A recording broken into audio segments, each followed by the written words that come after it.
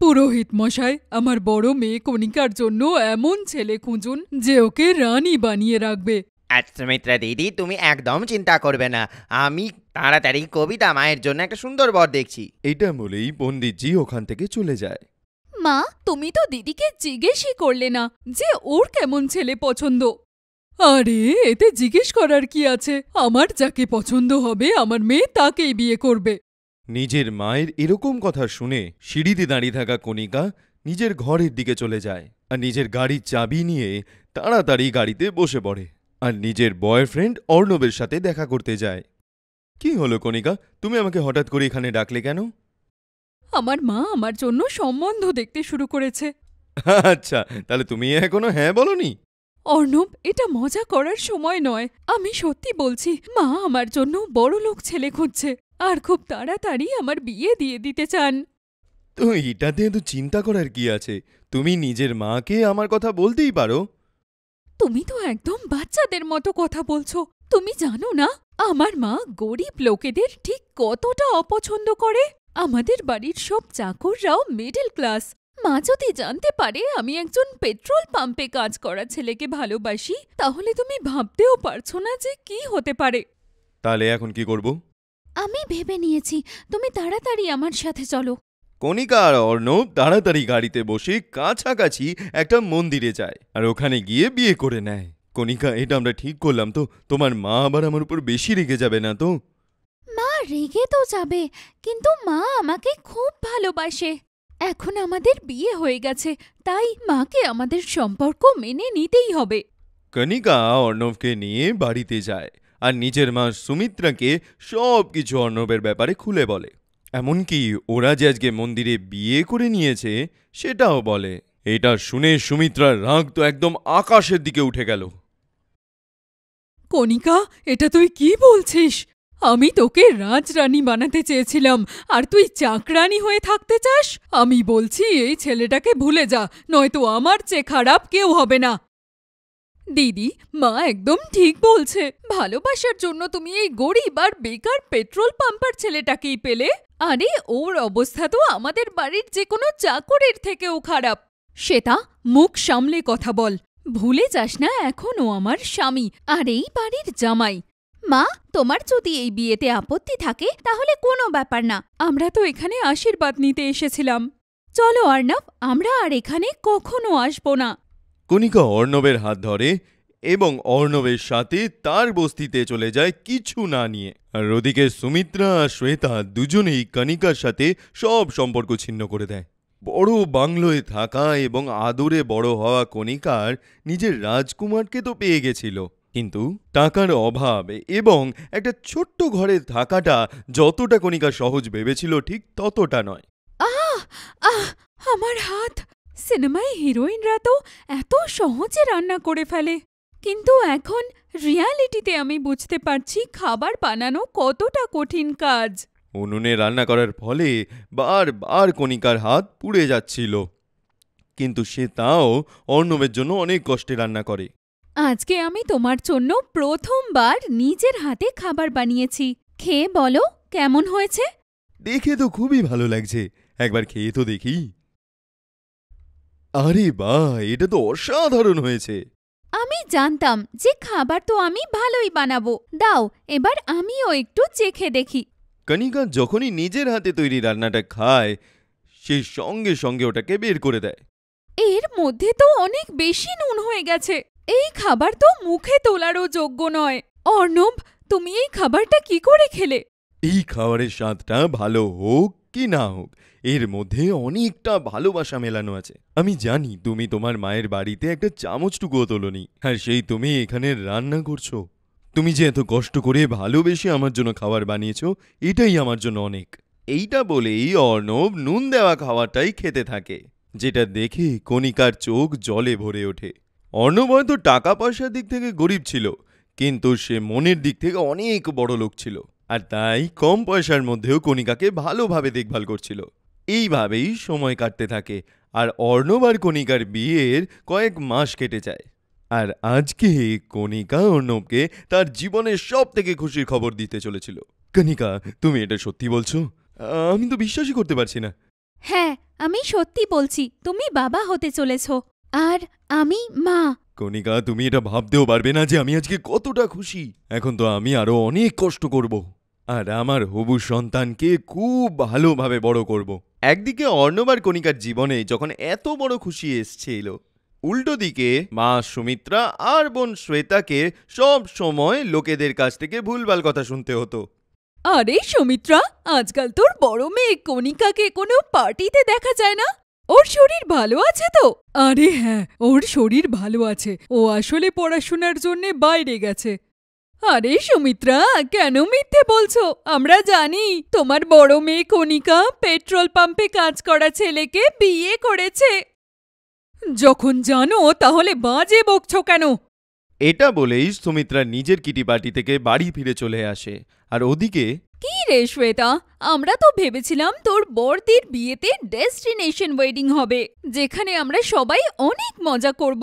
কিন্তু শুনতে পাচ্ছি তোর বোন নাকি কোনো ভিখারিকে বিয়ে করেছে। নিজের মেয়ে এবং বোনের জন্য এত খোঁটা খেতে খেতে শ্বেতা এবং সুমিত্রার দুজনেরই বাড়ি থেকে বেরোনোটা প্রায় অসম্ভব হয়ে উঠেছিল। কিছু মাস যাওয়ার পর কণিকার 7 মাস হয়।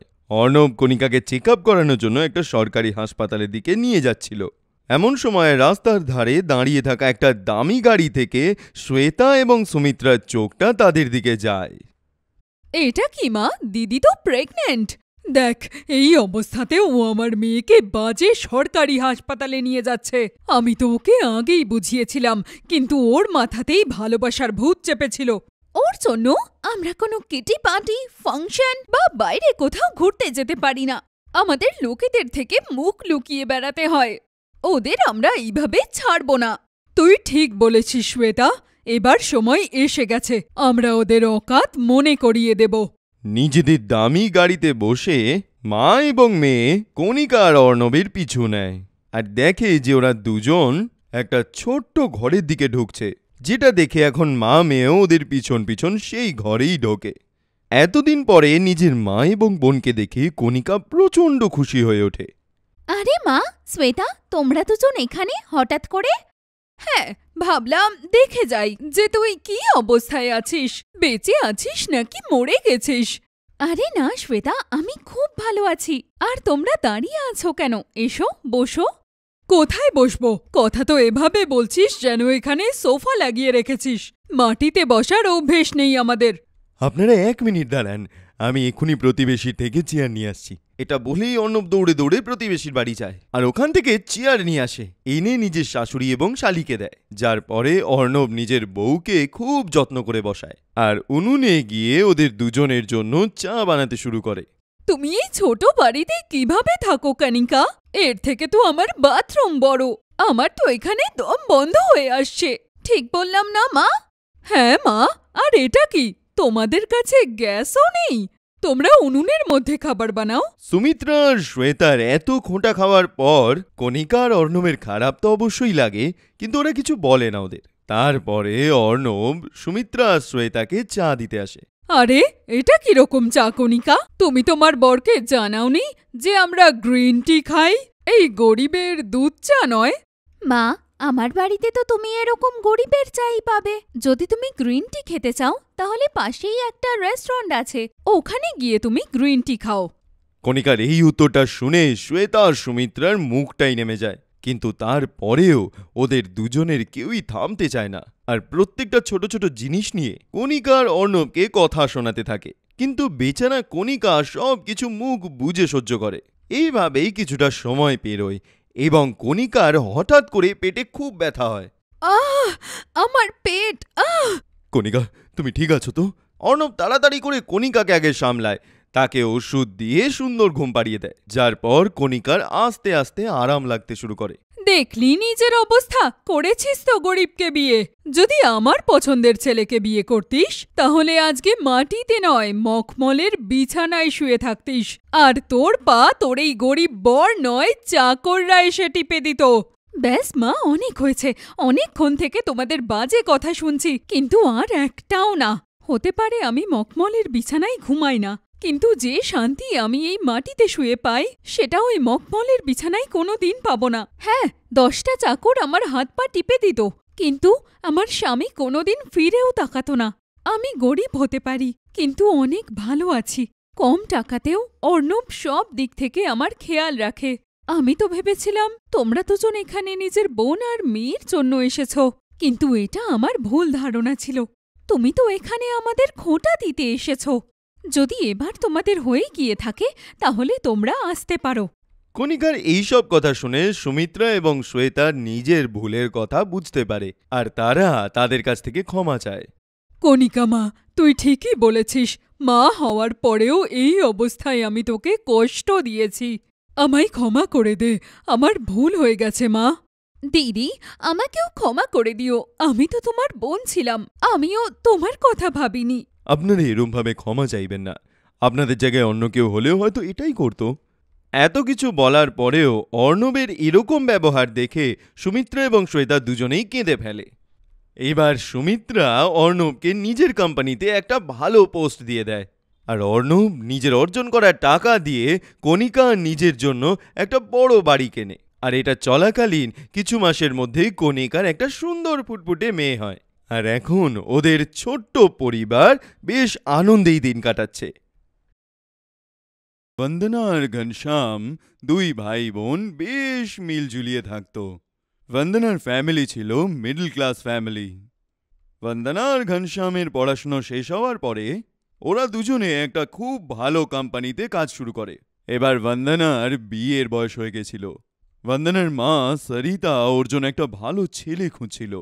অনেকদিন পরে বন্দনার জন্য একটা বীর নামের ভালো ছেলে আসে, যার সঙ্গে তার বাড়ির লোক তার বিয়ে দিয়ে দেয়।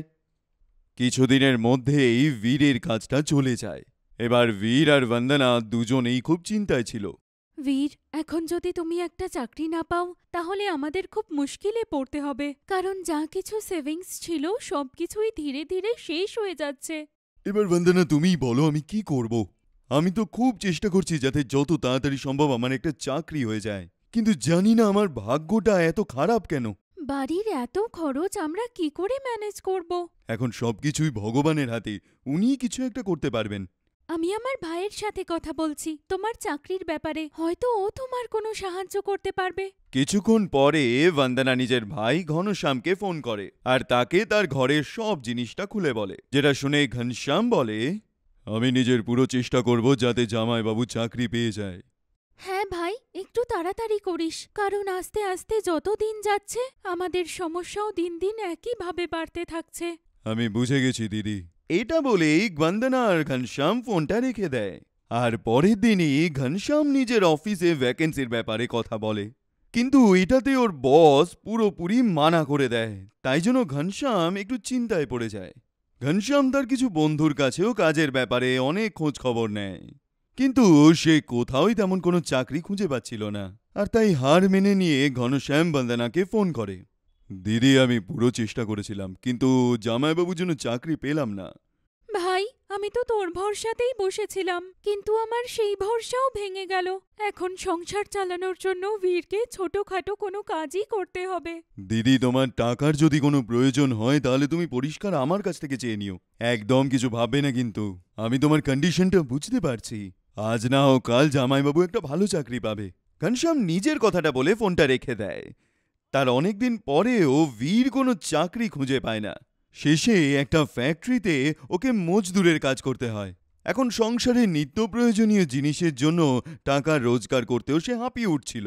এদিকে সরিতাও ঘনশ্যামের বিয়ের জন্য মেয়ে খুঁজতে লাগে, আর তার জন্য একটা বড় ঘরের মেয়ে যার নাম ছিল মঞ্জু বিয়ের জন্য রাজি হয়ে যায়। কিছুদিনের মধ্যেই ঘনশ্যাম আর মঞ্জুর বিয়ে হয়ে যায়। ঘনশ্যামকে মঞ্জুর পরিবার প্রচুর দহেজ দিয়েছিল। ওরা ঘনশ্যামকে বাড়ির জিনিসপত্র ছাড়াও 50 লাখ টাকা নগদ দিয়েছিল। বিয়ের কিছুদিন পরেই বন্দনা ঘনশ্যামকে ফোন করে কিছু টাকা চেয়ে বসে। ভাই, আমার 30,000 টাকা দরকার। বীরের অনেক টাকা ধার হয়ে গেছে, আর ফ্যাক্টরিতে ওভারটাইম করার পরেও শুধুমাত্র 15,000 টাকা মাইনেই ও পাচ্ছে। আমার জন্য তো সংসার চালানোও কঠিন হয়ে যাচ্ছে। যদি এরকমই চলতে থাকে আমার কাছে জমানো যা কিছু পুঁজি আছে সব বেচে দিতে হবে। আরে দিদি, সেই জিনিসটার সময় আসবে না। তোমার 30,000 দরকার তো আমি তোমাকে কালকে সকালবেলায় 50,000 টাকা দিচ্ছি, চিন্তা করো না। ভাই, তোকে অনেক অনেক ধন্যবাদ। একমাত্র তুই এই খারাপ সময়ে আমাদের সমস্তভাবে সাহায্য করছিস। বীরের আত্মীয় স্বজনরা তো কথাই বলছে না। যখন বীর ভালোভাবে রোজগার করত তখন সমস্ত আত্মীয়রা ওর সামনে পিছনে ঘুরত, কিন্তু যখন থেকে আমাদের এই দুরবস্থা হয়েছে কেউ খোঁজ নেয় না। দিদি, এখনো তোমার ভাই বেঁচে আছে। তোমার যে কোনো সময় যখনই টাকার দরকার হবে তুমি আমাকে বলবে, আমি তোমার অ্যাকাউন্টে পাঠিয়ে দেব। এরমভাবেই ঘনশ্যাম আর বন্দনার মধ্যে বেশ সুন্দর মিল হয়েছিল। কিন্তু ঘনশ্যামের বউ মঞ্জু এইটা চাইতো না যে তার বরের দহেজে পাওয়া টাকা বা রোজগার করা টাকা সে তার বোনকে দেয়। যখন মঞ্জু জানতে পারল যে ঘনশ্যাম তার বোনকে টাকা দেয় যখনই তার দরকার হয়, তখনই মঞ্জু বাড়িতে ঝামেলা শুরু করলো। তোমার দরকারটা কি আছে এত মহান হওয়ার? তোমার কোনো দরকার নেই দিদিকে টাকা দেওয়ার। আমার তো মনে হয় তোমার দিদি তোমাকে বানিয়ে বানিয়ে মিথ্যে কথা বলে, যাতে দিদির উপরে দয়া করে টাকা দিতে থাকো। মঞ্জু, তুমি কথাবার্তা একটু বুঝে শুনে বলো। আমার জামাইবাবুর চাকরি চলে যাওয়ার পর অনেক বাজে অবস্থা ওদের, এই জন্য সে আমার কাছ থেকে সাহায্য চায়। আর এরকম সময় যদি আমি ওর পাশে না দাঁড়াতে পারি তাহলে আমি ভাই হওয়ার যোগ্য নই। তুমি বড্ড বোকা। তুমি তোমার দিদির চালাকি কেন বোঝো না? ও তোমাকে ঠকাচ্ছে। আমি নিজের দিদির ব্যাপারে একটাও ভুল শব্দ শুনবো না। তুমি নিজের কাজটা করো আর আমাকে আমার কাজটা করতে দাও। তুমি দেখো আগামী দিনে তোমার এই কাজের জন্য তোমায় কত পস্তাতে হয়। ঘনশ্যাম মঞ্জুর কথা অবহেলা করে বন্দনাকে সব সময় সাহায্য করার জন্য তৈরি থাকে। একদিন এরকম সময় বন্দনা বীরের সঙ্গে তার মায়ের বাড়ি এসেছিল। বন্দনা সবসময় মঞ্জুর সাথে কথা বলার চেষ্টা করত, কিন্তু কেন জানি না মঞ্জু ওর উপর খুব রেগে থাকতো। একদিন সকালে মঞ্জু সবার জন্য খাবার বানাচ্ছিল। সবাই খাওয়ার টেবিলে বসে খাবারের জন্য অপেক্ষা করছিল। মঞ্জু সবার প্লেটেই খাবার দেয় এবং সবাই সেটা খেতে শুরু করে। বীরের প্লেটের সব আলুর পরোটা শেষ হয়ে গেছিল। এমন সময় বীর আরেকটা আলুর পরোটা চাওয়ার জন্য হাত বাড়াতেই মঞ্জু বলে ওঠে, আমি তোমার জন্যে 3টেই পরোটা বানিয়েছিলাম, যেটা তুমি খেয়ে নিয়েছো। এই পরোটাগুলো ঘনশ্যামের জন্য রাখা আছে, এটাতে হাত দিও না। মঞ্জুর এই কথা শুনে বন্দনা আর বীরের খুব খারাপ লাগে।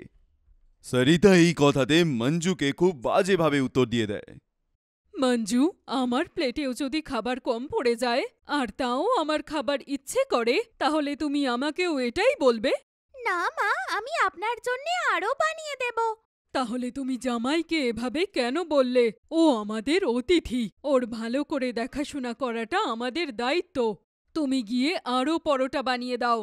সরিতা এটা বলেই তার নিজের প্লেট থেকে দুটো পরোটা তুলে বীরের প্লেটে দিয়ে দেয়, যেটা দেখে বীরের চোখে জল চলে আসে। ধন্যবাদ মা, পরোটাগুলো খুব সুন্দর হয়েছিল, তাই জন্য আমি আরেকটু খেতে চেয়েছিলাম, কিন্তু এখন আমার পেট ভরে গেছে। বাবা, মঞ্জুর তরফ থেকে আমি ক্ষমা চাইছি।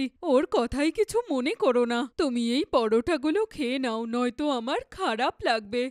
সরিতার এই কথা শুনে বীর পরোটাগুলো খেতে শুরু করে আর মঞ্জু রেগে গিয়ে কিচেনে বাসনপত্র ছুঁড়তে শুরু করে। তখনই ঘনশ্যাম ব্রেকফাস্ট করতে টেবিলে চলে আসে আর কিচেনে বাসনকোসনের আওয়াজ শুনে সরিতাকে তখনই জিজ্ঞেস করে, মা, রান্নাঘর থেকে এরকম বাসনপত্রের আওয়াজ আসছে, তুমি মঞ্জুকে কিছু বলেছো?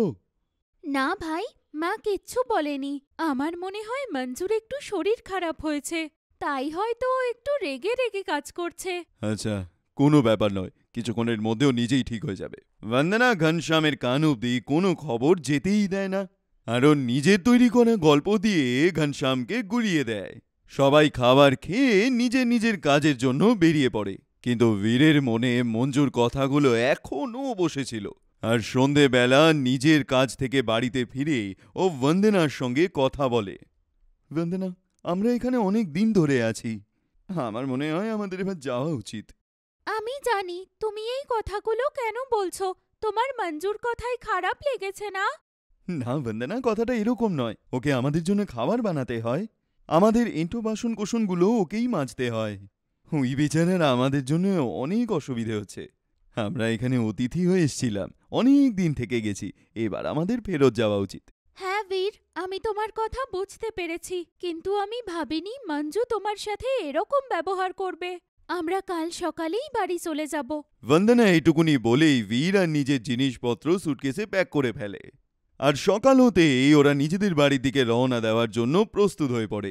তখনই ঘনশ্যাম আর সরিতা ওদেরকে যেতে দেখে বলে, আরে জামাই, তোমরা দুজন কোথায় যাচ্ছ, তাও এত সকাল সকাল? মা, আমরা নিজেদের বাড়ি ফিরে যাচ্ছি। আরে দিদি, আমরা কিছু ভুল করেছি নাকি যে তোমরা এরকম চলে যাওয়ার হঠাৎ করে প্ল্যান করলে? না ঘনশ্যাম, আমরা এখানে খুব ভালো ছিলাম। আমরা যত দিন এখানে ছিলাম আমাদের তোমাদের সাথে থেকে খুব আনন্দ হয়েছে। এবার আমাদের যেতে দাও। এরম ভাবে কি করে যেতে দেব? আমি তো এই সানডে ফ্যামিলি ট্রিপ প্ল্যান করছিলাম, যেখানে তুমি আর দিদি আমাদের সঙ্গে যেতে, কিন্তু তোমরা হঠাৎ করে এরকম যাওয়ার প্ল্যান। না ঘনশ্যাম, ওদের যেতে দে। ওরা কেন চলে যাচ্ছে আমি জানি। বীর আর বন্দনা তার মায়ের পা ছুঁয়ে ওখান থেকে ফিরে চলল। কিছুদিনের মধ্যেই বীর প্রচণ্ড ধারে ডুবে যায়, আর তাই তাকে বাধ্য হয়ে নিজের ঘরটা বিক্রি করে দিতে হয়। ওরা একটা ভাড়ার ঘরে এসে ওঠে। ওরা নিজেরা কষ্ট করে একটা ছোট্ট দেখে ঘর কেনে। বন্দনা বীরকে তার এত কঠিন সময়েও কখনোই ছেড়ে যায়নি, আর ও ওদের সঙ্গে সঙ্গে কাজ করতে শুরু করে। ধীরে ধীরে ওদের আর্থিক অবস্থা ভালো হয়ে ওঠে, আর ওরা আবার নিজেদের জীবন আনন্দে কাটাতে থাকে।